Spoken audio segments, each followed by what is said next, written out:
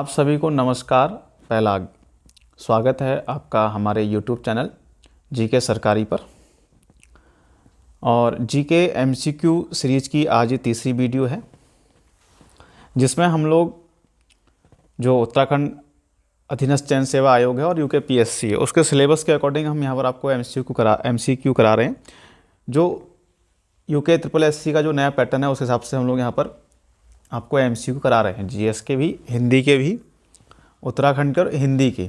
तो इन 4 टॉपिक्स पर आपको हम लोग ये सीरीज करवा रहे हैं। तो जो आने वाले आबकारी, प्रवर्तन सिपाही और आपका एसआई और अन्य जितने पेपर हैं उनके लिए काफ़ी आपके लिए हेल्पफुल होगी। चलिए देखते हैं। पहला क्वेश्चन है इसमें आपका, निम्न में से कौन सी भारत में प्रायद्वीपीय नदी प्रणाली की विशेषता है? ठीक है, कौन सी भारतीय प्रायद्वीपीय नदी प्रणाली की विशेषता है? ठीक है, भारत में प्रायद्वीपीय नदी प्रणाली की विशेषता है। तो देखते हैं इसमें।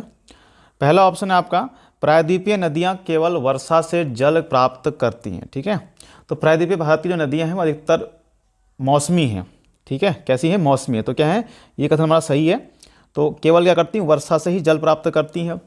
ये नदियां युवा वलित पर्वतों से होकर बहती हैं और अभी भी युवा अवस्था में है। ठीक है, तो ये नदियाँ पुरानी है और ना, ये जो नदियाँ हैं युवा वलित पर्वतों से होकर नहीं बहती हैं। ठीक है, तो ये क्या है, ये बात कर रहा है हिमालय की। तो हम बात चल रही है यहाँ पर प्रायद्वीपीय भारत की। ठीक है, तो इसका ये कथन गलत हो गया आपका। इन नदियों में छोटे छोटे बेसिन और जल ग्रहण क्षेत्र हैं। ठीक है, तो प्रायद्वीपीय भारत की जो नदियाँ हैं इनमें छोटे छोटे आपको बेसिन देखने को मिलेंगे, उनका जल ग्रहण क्षेत्र देखने को मिलेगा। ठीक है, मांडवी का अलग, जुवारी का अलग, शरावती का अलग। तो इस तरीके से यहाँ पर हमको देखने को मिलता है। ठीक है, तो ये कथन भी सही है। तो ऑप्शन के हिसाब से हमारा सही उत्तर है बी। ठीक है, 1 और 3 के में सही है। ठीक है, इस तरह से क्वेश्चन कई पूछ देता है। अगला क्वेश्चन आपका 52वां, सलाल पन बिजली परियोजना किस नदी पर है? सलाल परियोजना किस नदी पर है? ऑप्शन झेलम, रावी, किशनगंगा या चिनाब। इनमें से किस नदी पर सलाल पन बिजली परियोजना स्थित है? ठीक है, तो सही उत्तर है आपका डी। जो सलाल पनबिजली परियोजना है ये आपकी चिनाब नदी पर है। इसमें जो झेलम पर है आपकी उरी परियोजना है झेलम पर। रावी पर आपकी रंजीत सागर जल परियोजना है। और किशनगंगा पर किशनगंगा के नाम से ही जल परियोजना आपकी स्थित है। ठीक है, किशनगंगा पर किशनगंगा के नाम से ही है। रावी पर रंजीत सागर है आपकी, झेलम पर उरी है और चिनाब पर रावी है, सलाल परियोजना होगी। ठीक है, चिनाब पर सलाल पन बिजली परियोजना स्थित है। अगला 53वां प्रश्न है, बसंत विषुव कब होता है? ऑप्शन 22 दिसंबर, 23 सितंबर, 18 जून या फिर 21 मार्च। ठीक है, तो बसंत की बात चल रही है हमारे सामने। तो बसंत विषुव कब होता है? तो आपका सही उत्तर है इसका डी। बसंत विषुव आपका 21 मार्च को होता है। अगला प्रश्न आपका 54वां, राजस्थान में खेतड़ी परियोजना किसके उत्पादन के लिए प्रसिद्ध है? ठीक है, राजस्थान में जो खेतड़ी परियोजना है या खेतड़ी जो कि खान है, ये किसके उत्पादन के लिए प्रसिद्ध है? ऑप्शन संगमरमर, चांदी, जस्ता या फिर तांबा। बताइए सही उत्तर क्या है इसका? डी। जो खेतड़ी की खान है ये तांबे के लिए प्रसिद्ध है और इसमें आपका चांदी और जस्ते के लिए आपकी जावर की खान। ठीक है, चांदी जस्ते के लिए जावर की खान और संगमरमर के लिए मकराना की खान प्रसिद्ध है आपकी। ठीक है, चलिए अगला देखते हैं। 55वां प्रश्न आपका, किस प्रकार की अर्थव्यवस्था में संसाधनों पर निजी अधिकार होते हैं और आर्थिक गतिविधियों का मुख्य उद्देश्य लाभ अर्जित करना होता है? ठीक है, तो कह रहा है कि किस प्रकार की अर्थव्यवस्था की विशेषता है कि संसाधनों पर निजी अधिकार होते हैं और आर्थिक गतिविधियों का मुख्य उद्देश्य क्या होता है? लाभ अर्जित करना होता है, ना कि सामाजिक हमको काम करना है या सामाजिक लाभ अर्जित करना नहीं होता है। क्या होता है? खुद का लाभ अर्जित करना होता है। तो ऐसी कौन सी अर्थव्यवस्था होती है? तो सही उत्तर आपका डी, पूंजीवादी अर्थव्यवस्था की यहाँ पर बात कर रहा है। किसमें क्या होता है? अर्थव्यवस्था में संसाधनों पर निजी अधिकार होते हैं और आर्थिक गतिविधियों का मुख्य उद्देश्य लाभ अर्जित करना होता है। अगला 56वां प्रश्न आपका, यदि भारतीय रिजर्व बैंक नगद कोषानुपात को घटा दे, नगद कोषानुपात को घटा दे तो साख सृजन पर क्या प्रभाव पड़ेगा यदि जो आरबीआई है नगद कोषा अनुपात, ठीक है, को क्या कर दे, घटा दे, तो साख सृजन पर क्या प्रभाव पड़ेगा? तो साख सृजन क्या होगी, बढ़ जाएगी। ठीक है, बैंकों की लोन देने की क्षमता बढ़ जाती है इसमें, नगद कोषानुपात तो घटा देगी बैंक अगर आरबीआई तो, ठीक है, तो साख सृजन क्या होगा, बढ़ जाती है। चलिए अगला प्रश्न देखते हैं, 57वां प्रश्न हमारा, भारत में संविधान में जन स्वास्थ्य एवं स्वच्छता किस में शामिल है, यानी कि किसके काम है जन स्वास्थ्य और स्वच्छता? तो 3 सूचियां आपको सबको पता है, संघ सूची, राज्य सूची, समवर्ती सूची, इनमें से किस सूची का विषय है जन स्वास्थ्य और स्वच्छता? सही उत्तर है आपका बी, राज्य सूची का विषय है जन स्वास्थ्य और स्वच्छता। अगला, भारत में पंचायती राज व्यवस्था किसके अंतर्गत रखी गई है? भारत में पंचायती राज व्यवस्था किसके अंतर्गत रखी गई है? ठीक है, तो यानी कहाँ पर बात की गई है कि राज्य ग्राम पंचायतों की स्थापना करेगा? तो ऑप्शन है मौलिक अधिकारों के अंतर्गत, या फिर मूल कर्तव्यों के अंतर्गत, या राज्य के नीति निर्देशक तत्वों के अंतर्गत, या फिर इनमें से कोई नहीं। तो सही उत्तर है आपका सी। ठीक है, तो डीपीएसपी के तहत ये व्यवस्था की गई है पंचायती राज को, और जो आर्टिकल है आपका अनुच्छेद 40 में कहा गया, ठीक है, कि राज्यों का कर्तव्य होगा कि वो ग्राम पंचायतों की स्थापना करें। 59वां प्रश्न आपका, फेमा का पूर्ण रूप क्या है? फुल फॉर्म पूछिए फेमा की। पहली बात, फेमा क्या करता है, मार्केट पर नजर रखता है, शेयर मार्केट पर नजर रखता है, और जो विदेशी धन का जो आवागमन है उस पर नजर रखता है, कोई उसका अवैध तो कारोबार नहीं कर रहा है। ठीक है, तो जो फेमा है 29 दिसंबर 1999 को इसको पारित किया गया था संसद से, और 1 जून 2000 को ये अधिनियम बन गया था आपका। ठीक है, फेमा का अधिनियम 1 जून 2000 में आता है, और इसकी स्थापना जो पारित होगा संसद से 29 दिसंबर 1999 को होता है। क्वेश्चन क्या है, फेमा का पूर्ण रूप क्या है? ऑप्शन है foreign export market agency, finance and export management association, या फॉरेन एक्सचेंज मैनेजमेंट एक्ट, या फिर फंड एक्सचेंज मीडिया एजेंसी।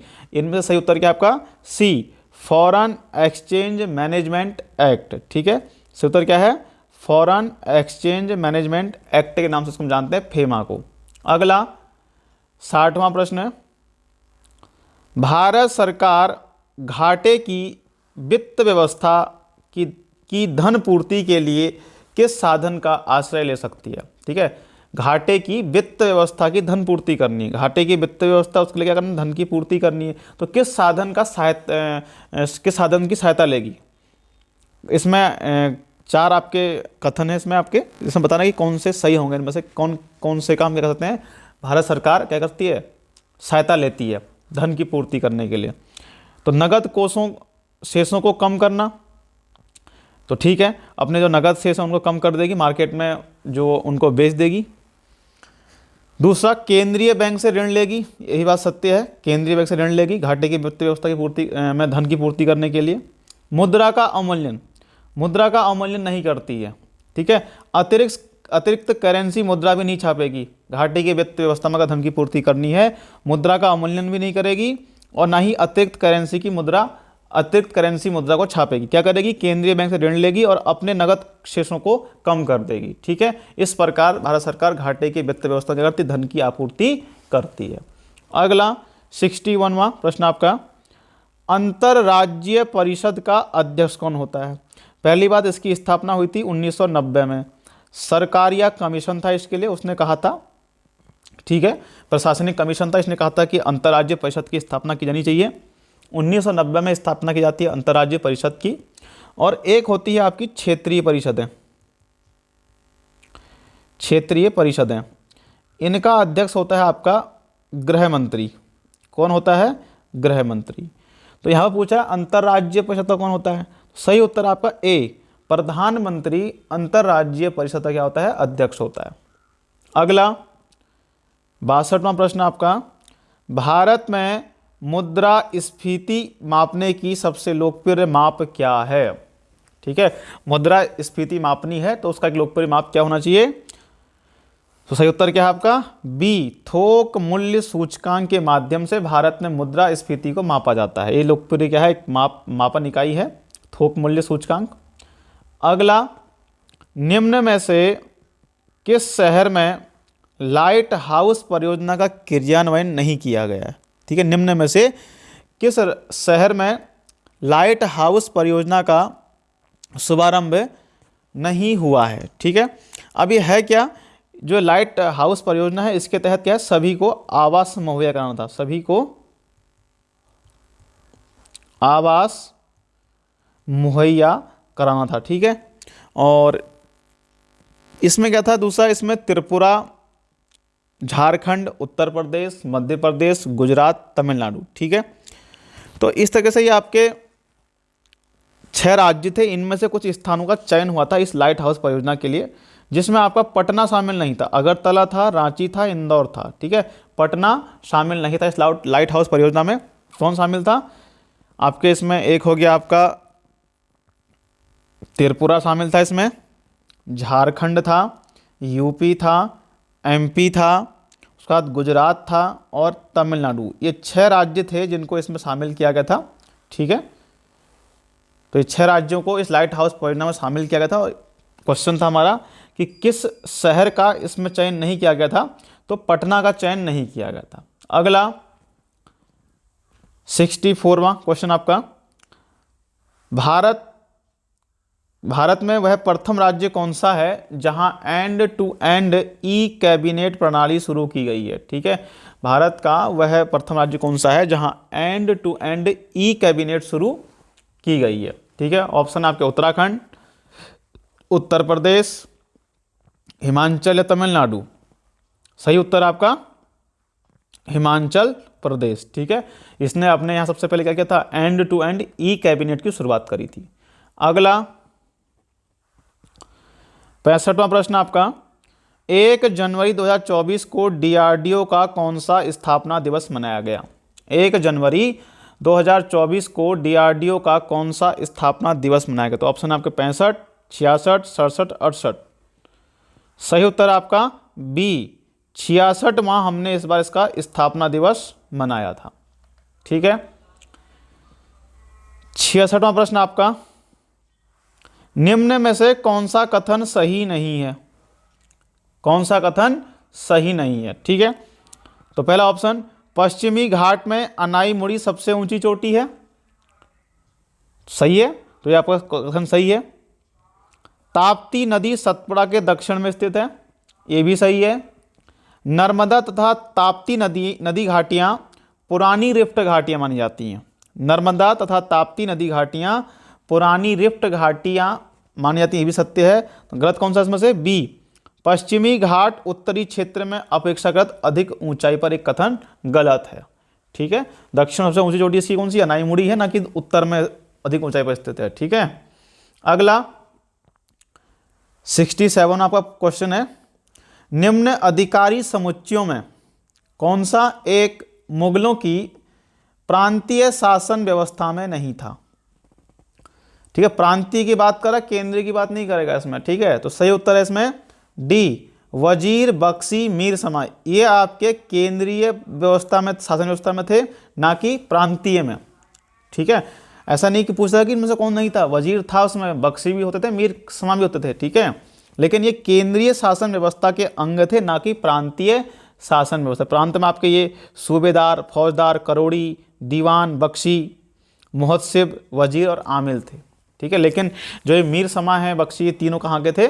केंद्रीय प्रशासन के। ठीक है, अगला 68वां प्रश्न आपका,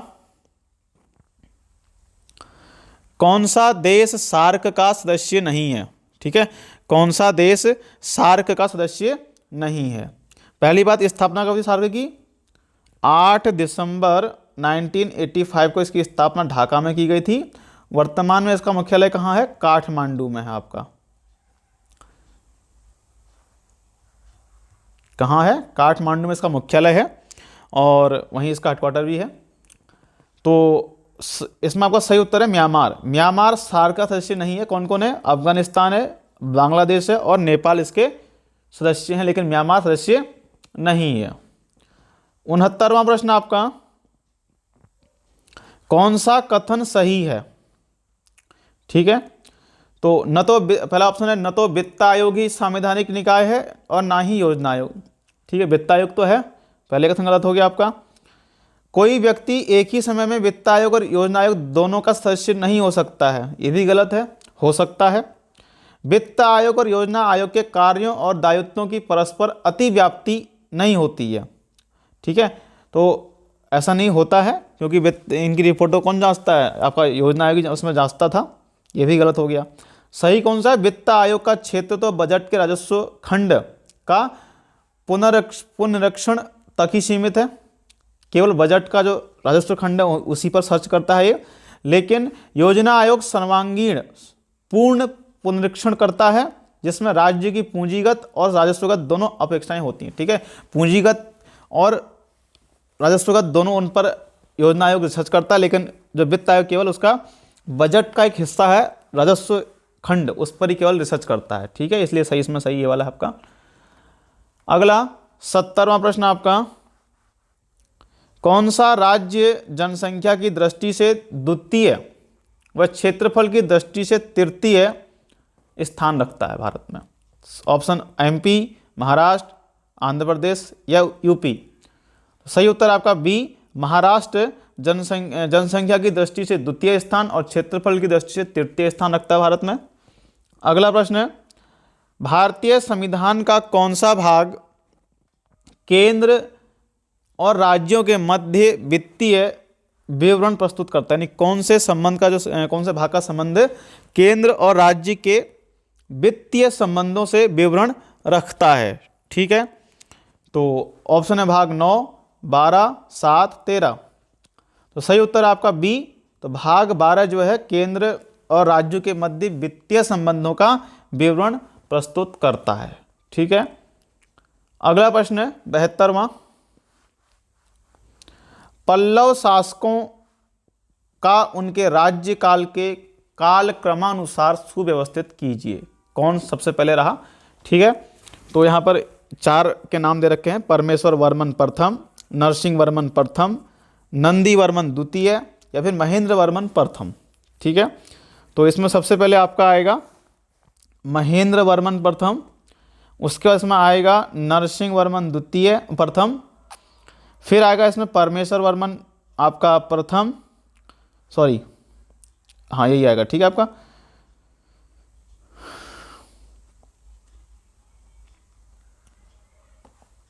फिर आएगा आपका इसमें नंदी वर्मन द्वितीय। ठीक है, यानी कि 4, तो ये गलत लिखा गया है इसमें।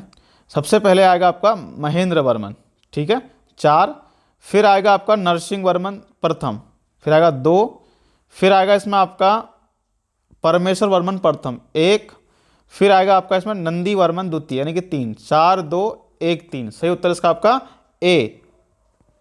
ठीक है, अगला 73वां प्रश्न आपका, किसकी रिपोर्ट के आधार पर डलहौजी ने अवध पर कुशासन का आरोप लगाया और 13 फरवरी 1856 को अवध का अंग्रेजी राज्य में विलय कर लिया? ठीक है, तो यही कारण भी रहे थे उस समय, कुछ एक कारण, राजनीतिक कारण था सत्तावनी क्रांति का। तो जेम्स आउट्रम की रिपोर्ट थी, इसी के आधार पर इन्होंने अवध को अंग्रेजी राज्य में मिला लिया डलहौजी ने। ठीक है, 74वां प्रश्न आपका, गन्ने के उचित और पारिश्रमिक मूल्य कौन सा संगठन अनुमोदित करता है? यानी कौन तय करता है गन्ने की उचित और पारिश्रमिक मूल्य? ऑप्शन है आर्थिक मामलों की कैबिनेट, या कृषि लागत और मूल्य आयोग, या विपणन और निरीक्षण निदेशालय कृषि मंत्रालय, या फिर कृषि उपज मंडी समिति। इनमें से कौन तय करता है गन्ने का रेट क्या रहेगा? ठीक है, तो सही उत्तर आपका ए, आर्थिक मामलों की कैबिनेट तय करती है गन्ने का उचित पारिश्रमिक मूल्य क्या रहेगा। आज का आपका लास्ट प्रश्न है, अकबर के स्थापत्य में इनमें से कौन सी विशेषता नहीं पाई जाती है? ठीक है, अकबर के स्थापत्य में कौन सी विशेषता नहीं मिलती हमको? तो पहला ऑप्शन लाल पत्थर का उपयोग, ये तो किया था इसने। हिंदू तत्व इसमें शामिल थे, ये भी सत्य है इसमें। मकबरे के आसपास 4 बाग भी हमको देखने को मिलते हैं, ठीक है, लेकिन इसको बाबर उसको शुरू कर गया था, लेकिन फिर भी हमें देखने को मिलता है, लेकिन लहरदार मेहराबें देखने को नहीं मिलती। तो बी इसका उत्तर है, ठीक है। कौन सी हमको विशेषता नहीं मिलती? लहरदार मेहराबें हमको नहीं मिलती है इसमें, ठीक है। तो चलिए आज के लिए इतना ही काफ़ी हो गया, आपके 25 प्रश्न थे। बाकी आप टेलीग्राम पर भी हमसे क्या कर सकते हैं, ज्वाइन कर सकते हैं, PDF को वहाँ से ले सकते हैं आप लोग। चलिए।